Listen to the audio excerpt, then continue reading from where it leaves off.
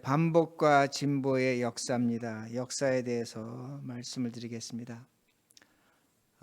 여러분 잘 아시는 것처럼 2차 세계대전 직전에 소련의 스탈린하고 러시아의 히틀러가 서로 불가침 조약을 맺었습니다.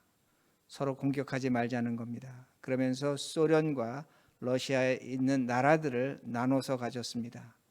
근데 그 중에 하나가 폴란드인데, 폴란드의 서쪽은 독일이 갖고 동쪽은 소련이 갖기로 했습니다. 그렇게 갖기로 한 이유는 뭐냐면 독일은 프랑스하고 영국을 공격해야 되기 때문에 소련의 공격을 막으려고 그렇게 불가침 조약을 맺었습니다.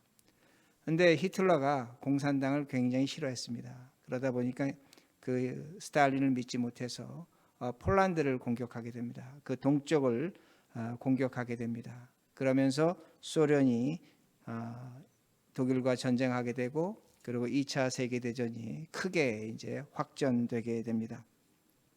전쟁이 유럽 전체로 번지게 됩니다. 그리고 미국이 참전하면서, 우리 지금 많이 듣는 얘기인데, 미국의 루즈벨트 대통령이 랜드 리즈라는 그 무기 대여법, 물자 대여법을 통과시키면서 엄청난 물량이 소련에 그리고 영국에 들어가면서 독일을 패망시키게 됩니다. 그리고 그 2차 세계대전 이후 미국은 최고의 강대국이 됩니다. 그런데 이런 역사가 제가 오늘 설교 제목처럼 2022년에 그대로 반복되고 있다는 겁니다. 그대로 반복되고 있다는 겁니다. 1991년에 소련 해체되면서 동구권에 있던 국가들이 독립을 하게 됩니다. 그 국가들이 이제 나토에 순차적으로 가입을 하게 됩니다. 근데 유럽이 한 국가를 가입시키지 않는데, 그것은 바로 우리가 지금 보고 있는 유크레인입니다. 가입을 시키지 않는 겁니다. 유럽의 완충 지역으로 두는 겁니다. 유럽과 러시아 사이에 어떤 면에서 휴전선과 같은 완충 지역으로 두고 받아들이지 않는 겁니다. 그런데 이 유럽에 있는 그 동구권 국가들이 가입을 하면서 이 유크레인도 불안을 느꼈습니다. 러시아가 언제 어떻게 공격할지 모르니까 가입을 하겠다고 이렇게 몇 차례 시도하다가 불발이 됐습니다. 왜냐하면 러시아를 믿지 못했기 때문입니다. 그런 러시아는 당시 유럽의 그런 대륙의 어떤 변화를 보고, 우리 기억하는 것처럼 8년 전에 크리미아 반도를 점령하고, 그리고 8년 후에 이번에 이런 전쟁을 일으켰습니다. 그런데 역사가 반복됩니다. 조 바이든 대통령이 또 한 번 랜드 리즈법을 발동시킵니다. 유크레인에게 엄청난 물품을 보내게 됩니다. 무기만 보내는 것이 아닙니다. 사람들 먹는 음식부터 모든 것을 다 그렇게 보내게 됩니다. 이건 어떤 걸 의미하냐면, 미국이 이 전쟁에 참여할 수 있는 가능성을 열어놓은 겁니다. 랜드 리즈법이 발동할 때는 미국은 전쟁에 참여하겠다는 그 의지를 표현하는 겁니다. 그런데 지금 한 가지 이제 걱정되는 것은, 우리가 신문을 봐서 알겠지만, 러시아가 몰도바라는 것을 공격하면, 몰도바는 원래 루마니아 땅이었습니다. 그럼 루마니아는 자동적으로 참전하게 됩니다. 나토 국가입니다. 그러면 유럽에서 제3차 세계대전이 일어날 수 있는 가능성을 지금 그렇게 볼 수 있다는 겁니다. 75년에서 80년이 지난 다음에 역사는 똑같이 반복되고 있다는 겁니다. 이 역사가 반복되고 있다는 겁니다. 자, 그럼 이런 반복을 우리가 어떻게 봐야 되는가입니다. 우리 각자에게도 역사적 반복이 있습니다. 우리 삶을 보면 역사적인 어떤 실패가 있습니다. 잘못된 것이 있습니다. 우리가 그걸 반복하며 살아갑니다. 그러면 우리가 그걸 반복한다면, 우리가 만약에 그 역사적 반복에서 반성을 하고 새로운 길을 찾고 새로운 방법을 찾아낸다면, 우린 그 반복에서 벗어나서 역사적 진보를 할 수 있다는 겁니다. 반복만 해서는 안 된다는 겁니다. 근데 제가 좀 전에 말씀드린 것처럼 유럽의 역사는 지금 계속 반복되고 있다는 겁니다. 3차 세계대전이 일어날 수 있는 가능성을 지금 갖고 있다는 겁니다. 그러기에 우리는 역사는 반복합니다. 그러나 우리는 그 반복에서 벗어나서 진보해야 된다는 말씀이 됩니다. 역사가 진보하지 못하면 역사는 반복할 수밖에 없다는 말씀이 됩니다. 그러기에 오늘 우리가 이 말씀을 통해서 똑같은 내용을 보여줍니다. 기가 막힌 내용이 보여지는데 그것이 뭐냐면 반복한다는 겁니다. 역사를 반복한다는 겁니다. 여러분 오늘 말씀을 보시면 우리가 지난주에 봤지만 바벨론이 유대를 공격합니다. 정벌합니다. 그때 그 바벨론 유대에게 내린 벌은 뭐냐면 은 100달란트와 금 1달란트만 갖다 바치라는 겁니다. 그럼 너희들 문제 없다는 겁니다. 그렇게 했습니다. 그런데 그때 왕이 누구였냐면 여호야김이었는데 여호야김이 당시에 그 유대 나라에 애굽파가 있었습니다. 당시엔 애굽파와 바벨론파가 나눠져 있었는데 애굽파가 득세했습니다.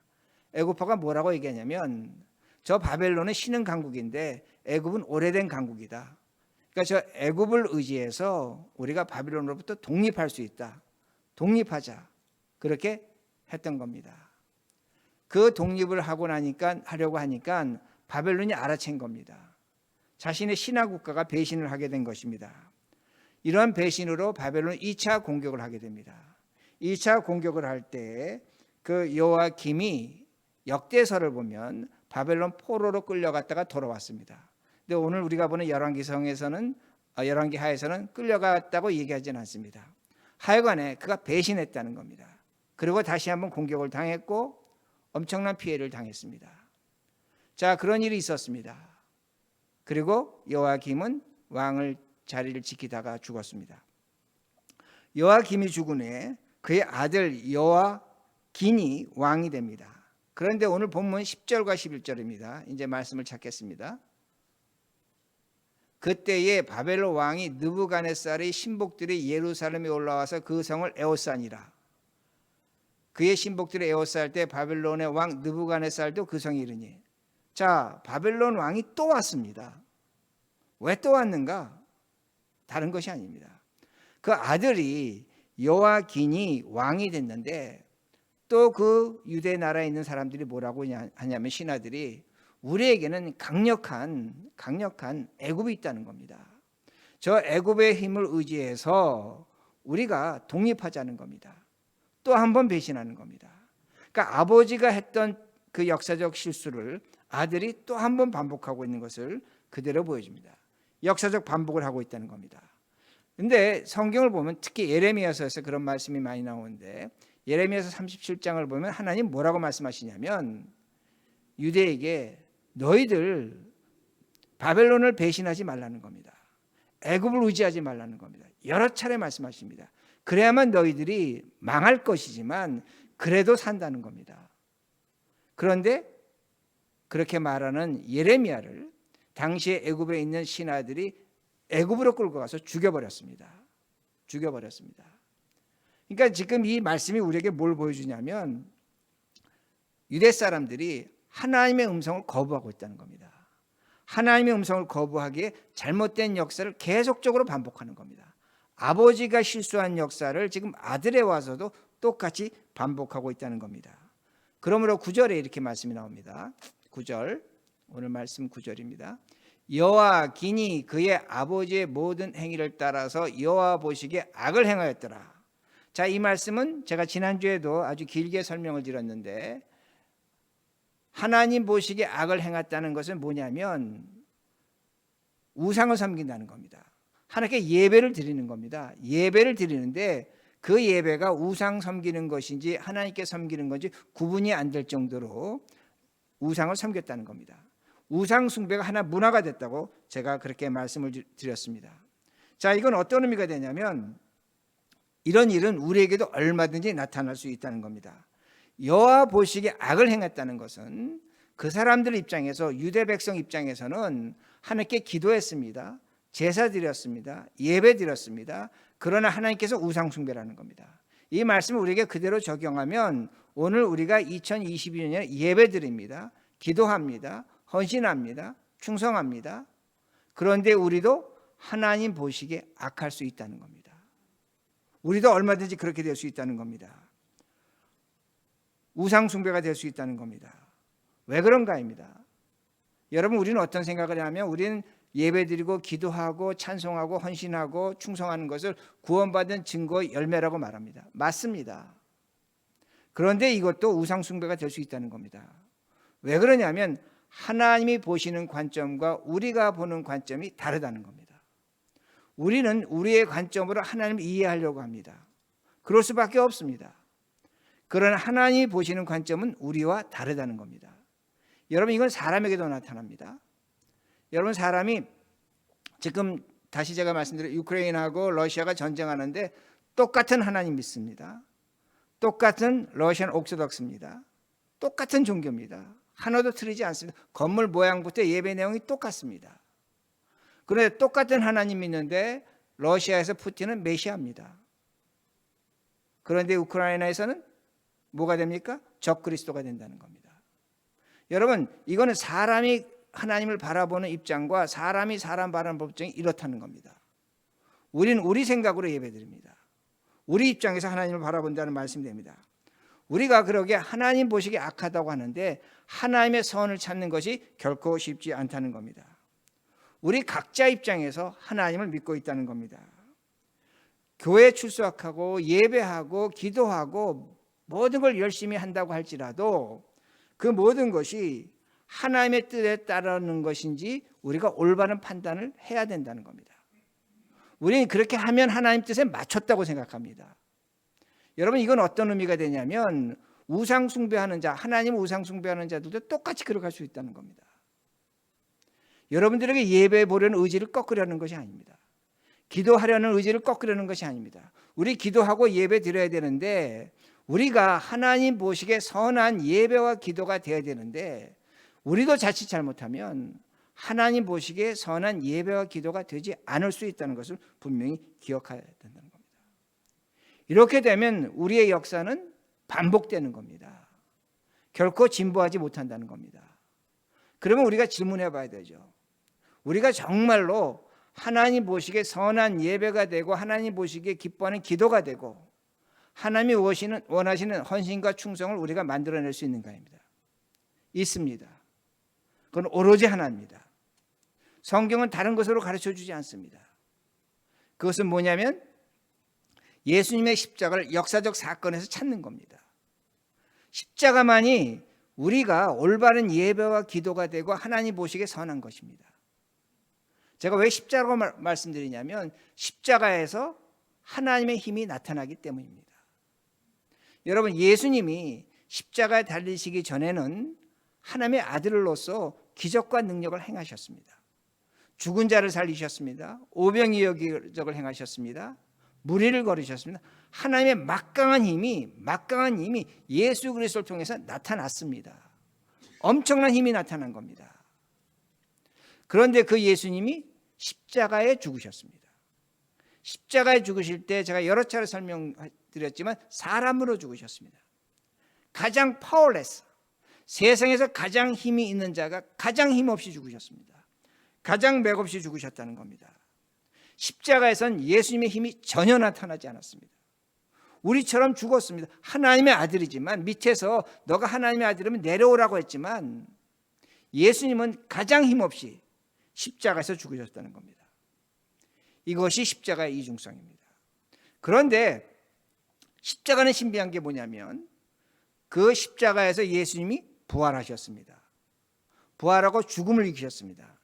이건 뭐냐면 하나님의 힘이 세상의 그 어느 것도 만들어낼 수 없는 죽음을 이긴 힘이 나타났다는 겁니다.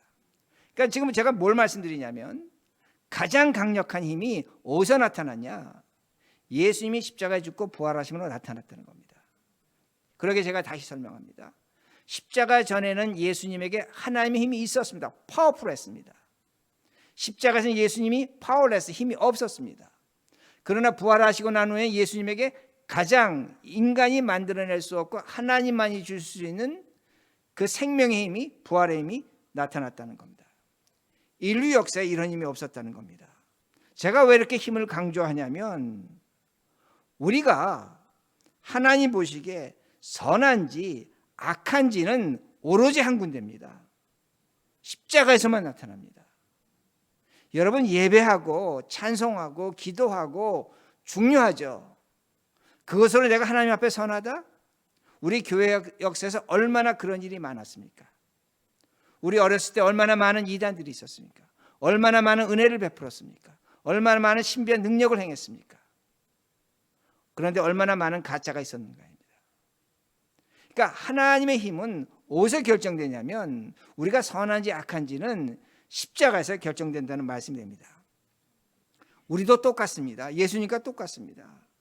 우리도 십자가에 가기 전에 세상에 힘이 있죠.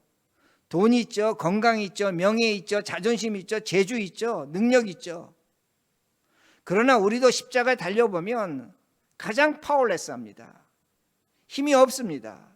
정말 나의 십자가를 내가 져보면 손해보죠. 오해당하죠. 죽을 것 같은 일이 있죠. 정말로 어떻게 보면 내 십자가를 지고 산다는 것은 고통스럽습니다. 그런데 우리에게 뭐가 있습니까? 하나님만이 그 십자가에서 죽어가는 자에게, 십자가를 진 자에게 하나님만이 주신 최고의 힘이 있습니다. 그건 부활의 힘입니다. 살아서 부활의 힘을 느끼는 겁니다. 저는 어떻게 생각하냐면 예수님이 우리를 위해 중보기도 하시는데 십자가를 지는 자에게는 예수님 반드시 중보기도 하십니다. 하나님이 기도하십니다. 예수님이 기도하십니다. 왜? 자신의 십자가를 지기 때문에, 죽어가기 때문에 하나님이 그거 보고 살려달라고 기도하실 겁니다. 예수님이 그렇게 기도하실 겁니다. 하나님 그 기도 들으실 겁니다. 그런데 거기서 가장 강력한 힘이 나타나는 겁니다. 우리에게 어떤 강력한 힘이 나타납니까? 죽을 것 같지만 죽지 않습니다. 손해보는 것 같지만 손해보지 않습니다. 역사적 진보가 일어난다는 겁니다. 우리 인생에 반복되는 역사에서 새로운 길로 새로운 진보가 어디서 나타나냐? 바로 살아서 나의 십자가를 질 때 진보에서 나타난다는 겁니다. 그러기에 역사적 진보가 있는 겁니다. 우리의 삶이 진보가 일어날 수 있다는 겁니다. 여러분, 제가 좀 전에 말씀드린 것처럼 여호와긴이 만약에 예레미야 말을 들었다면 어떻게 됐을까요? 바벨론 배신하지 말고 애굽을 의지하지 말라 그 말을 들었다면 어떻게 됐을까요? 그 안에 있는 사람들이, 예레미야를 죽인 사람들이 그곳에 있는 겁니다.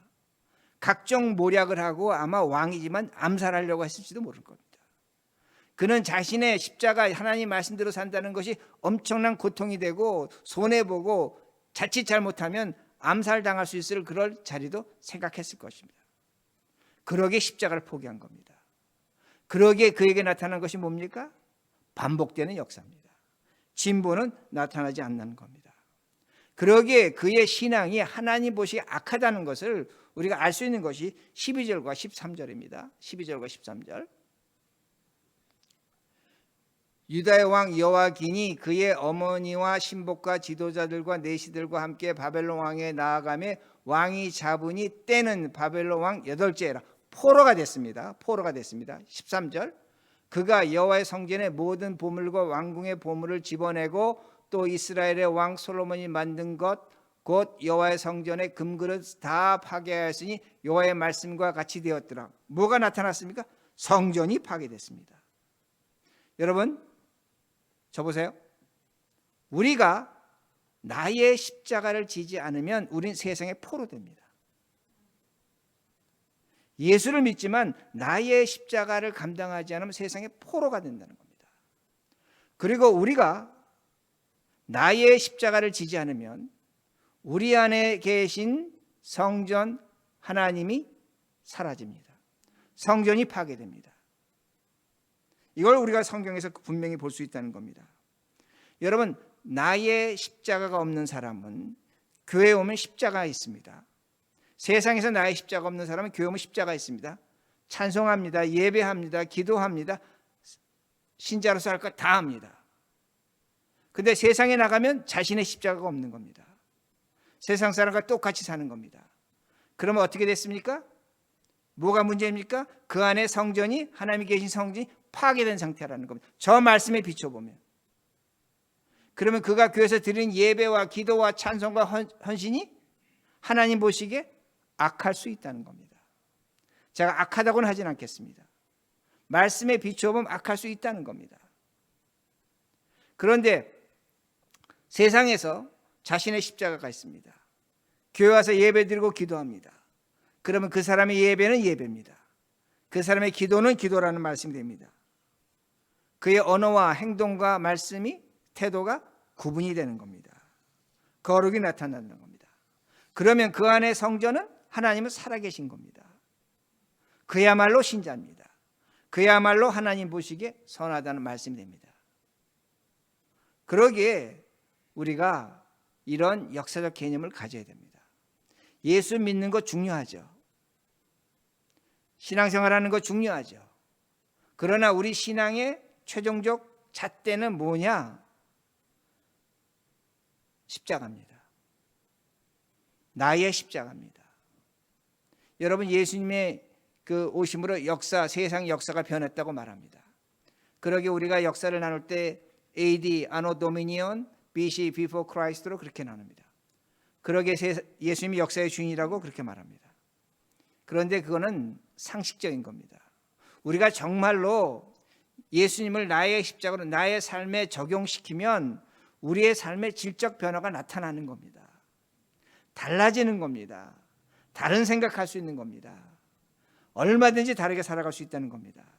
반복되지 않는 삶을 사는 겁니다. 우리는 역사적 진보를 이뤄낼 수 있다는 겁니다. 그리고 14절과 16절입니다. 14절과 16절. 우리가 저 말씀을 그저 잡혀갔다 하는데 저 말씀도 기가 막힌 말씀입니다. 보세요. 그가 또 예루살렘의 모든 백성과 모든 지도자와 모든 용사 10,000명과 모든 장인과 대장장이를 사로잡아가며 비천한 자 외에는 그 땅에 남은 자가 없었더라. 15절. 그가 여호와긴을 바벨론으로 사로잡아가고 왕의 어머니와 왕의 아내들과 내시들과 나라의 권세 있는 자들도 예루살렘에서 바벨론으로 사로잡아가고 또 용사 7,000명과 장인과 대장장이 1,000명 곧 용감하여 싸움을 할 만한 모든 자들을 바벨론 왕이 바벨론으로 사로잡아가고. 뭘 얘기하는 겁니까? 나라가 완전히 도륙당했다는 겁니다. 사람이 어떤 역사적 반복만 이뤄나가고 진보가 없다면 완전히 망한다는 겁니다. 다 빼앗긴다는 겁니다.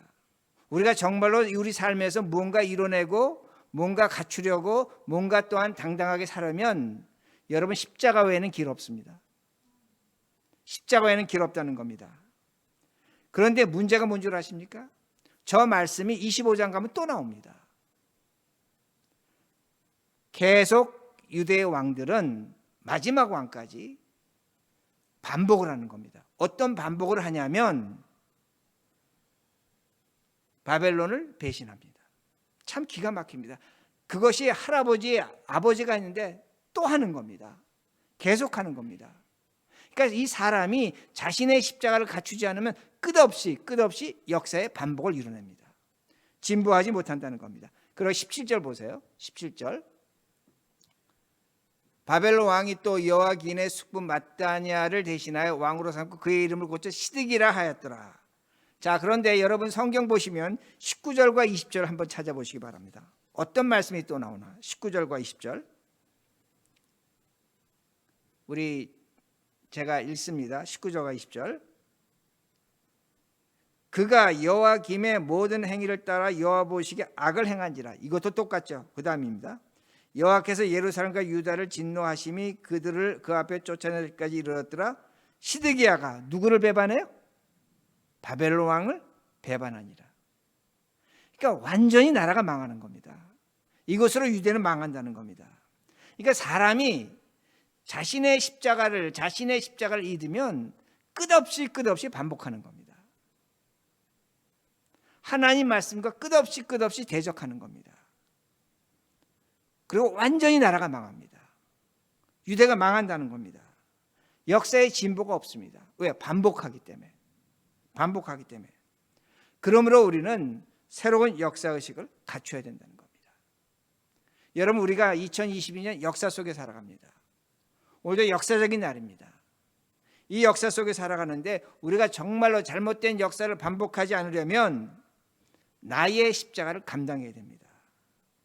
그런데 제가 솔직히 말씀드립니다. 저도 저희의 십자가를 감당하려면 손해봐야 됩니다. 말대답하지 말아야 됩니다. 말 같지 않은 소리 듣지만 참아야 됩니다. 며칠 동안 그 말이 제 머리를 떠나지 않습니다. 어떻게 저렇게 얘기할 수 있는가? 그런데 나의 십자가 지는 거 정말로 어렵습니다.